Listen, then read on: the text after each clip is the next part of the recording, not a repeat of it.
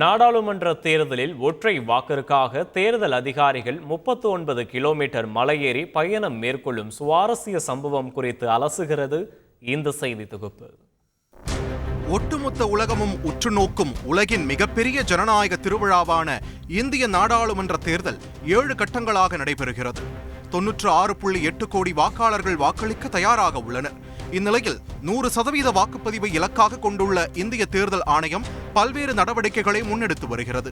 அந்த வகையில் தேர்தல் பணிகளில் ஈடுபடும் அரசு ஊழியர்கள், முதியவர்கள் வாக்களிக்க வசதியாக தபால் வாக்குமுறை நடைமுறைப்படுத்தப்பட்டு வருகிறது.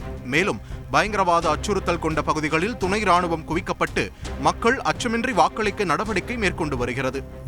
தவிர மக்கள் குறைவாக வசிக்கும் குக்கிராமங்கள் முதல் மலைப்பகுதிகள் வரை வாக்குச்சாவடிகள் அமைத்து அனைவரும் ஜனநாயக கடமையாற்றுவதற்கான வழிவகைகளை செய்து வருகிறது. வாகனங்கள் செல்ல வசதிகள் இல்லாத மலை கிராமங்களுக்கு கழுதைகள் மற்றும் குதிரைகள் மூலம் தேர்தல் தளவாட பொருட்கள் உள்ளிட்டவற்றை கொண்டு சென்று தேர்தலை நடத்தி வருகின்றனர். அந்த வகையில் அருணாச்சல பிரதேசத்தில் ஒரே ஒரு வாக்குக்காக கரடமுரடான மலைப்பகுதியில் 39 கிலோமீட்டர் பயணிக்க தயாராகி வருகின்றனர் தேர்தல் அதிகாரிகள். வடகிழக்கு மாநிலமான அருணாச்சல பிரதேசத்தில் அஞ்சாவ் மாவட்டத்தில் அமைந்துள்ளது மாலோகாம் கிராமம். இந்த கிராமம் ஹைலியாங் சட்டசபை தொகுதி மற்றும் கிழக்கு அருணாச்சல பிரதேச லோக்சபா தொகுதியை உள்ளடக்கியது.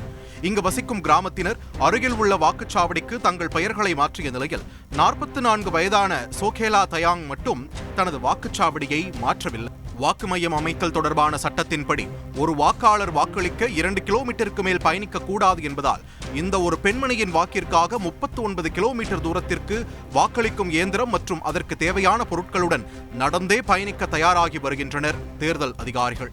இது மட்டுமின்றி அம்மாநிலத்தில் உள்ள 2228 வாக்குச்சாவடிகளில் 228 வாக்குச்சாவடிகளுக்கு நடந்துதான் செல்ல முடியும். இதில் 68 வாக்குச்சாவடிகளுக்கு செல்ல 2 அல்லது 3 நாட்களுக்கு மலையேறி பயணம் செய்ய வேண்டும் என்பது குறிப்பிடத்தக்கது.